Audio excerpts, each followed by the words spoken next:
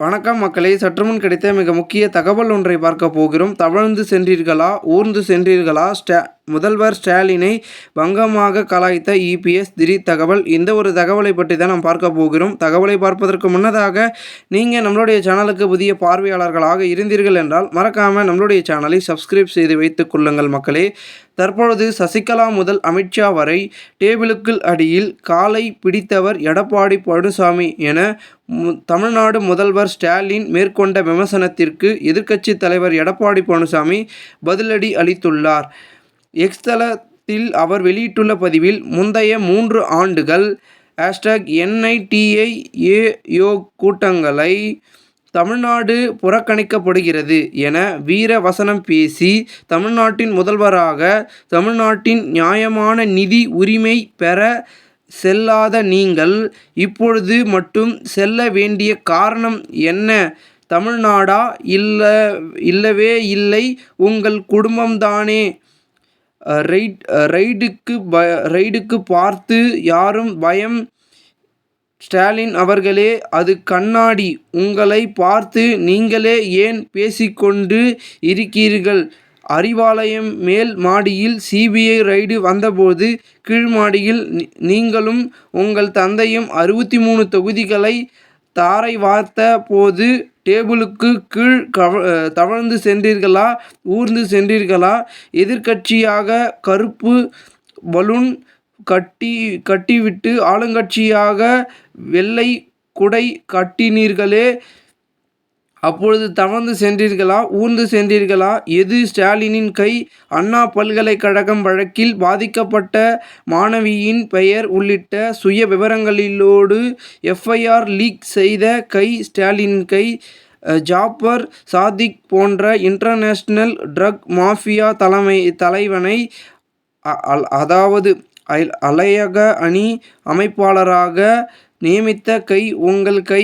ஞானசேகர் முதல் தெய்வ செயல் வரை சகல பாலியல் குற்றவாளிகளையும் அவர்கள் பின்னணியில் இருக்கும் SIRகளையும் பாதுகாக்கும் கை உங்கள் கை.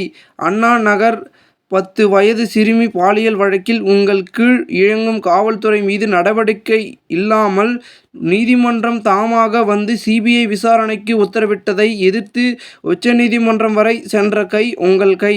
தேர்தல் கூட்டணிக்காக மேகதாது முதல் முல்லை பெரியார் வரை தமிழ்நாட்டின் உரிமைகளை அடகு வைத்த கை தான் உங்கள் கை.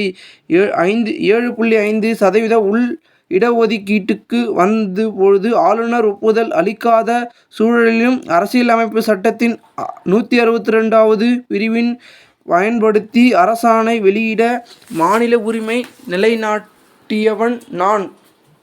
அப்பொழுது நீங்கள் ராஜ்பவன் வாசலில் அரசியலோ அபிலையோ செய்து கொண்டு இருந்தீர்களே, நினைவிருக்கிறதா? அதனால் மாநில உரிமைகளை பற்றி ஜெயலலிதா வழி வந்த என்னிடம் பேச உங்களுக்கு எந்த அருகதையும் இல்லை. கச்சத்தீவு முதல் காவிரி வரை தமிழ்நாட்டின் உரிமைகளை தாரை வாய்த்து நீங்கள் மாநில உரிமை பற்றியெல்லாம் பேசினால் எங்கள் மக்கள் சிரிப்பார்கள். இதற்கெல்லாம் பின்னர் வருவோம். நான் கேட்ட கேள்வி என்ன? யார் அந்த தம்பி? உங்களுக்கு அவருக்கும் என்ன சம்பந்தம்? உங்களுக்கும் உங்கள் மகனுக்கும் மிகவும் வேண்டிய நபர் தம்பி என்று சொன்னீர்களே, இடி ரைடு என்றதும் ஏன் அந்த தம்பி நாட்டை விட்டே தப்பி சென்றார்? டாஸ்மாகில் தம்பி அடித்த கொள்ளையில் உங்களுக்கும் உங்கள் குடும்பத்திற்கும் பங்கு இருக்கிறதோ என்ற சந்தேகம் மக்களிடையே வலுவாக இருக்கிறது. உங்களுக்கும் தெம்பு இருந்தால், திராணி இருந்தால், வக்கு இருந்தால் அதற்கு முதலில் பதிலை சொல்லிவிட்டு மற்றதை பேசுங்கள். உங்களின் எல்லா மடைமாற்றும் பேச்சுக்களும் பதில் அளிக்க நான் தயார். ஆனால் மக்களுக்கும் ஒரு உண்மை தெரிஞ்சாகணும். மீண்டும் கேட்கிறேன், யார் அந்த தம்பி என பதிவிட்டுள்ளார் எடப்பாடி பழனிசாமியின் எக்ஸ் தள பதிவில். இந்த ஒரு தகவல் அரசியல் வட்டாரங்களில் பெரும் பேசும் பொருளாக மாறியிருக்கிறது. இந்த ஒரு தகவலை குறித்த பொதுமக்கள் உங்களுடைய கருத்துக்களை கூறுங்கள். இதுபோன்று நீங்கள் அரசியல் சார்ந்த நிகழ்வுகளாம் தினசரி தெரிந்து கொள்ள சேனலை சப்ஸ்கிரைப் செய்து வைத்துக் கொள்ளுங்கள். நன்றி, வணக்கம்.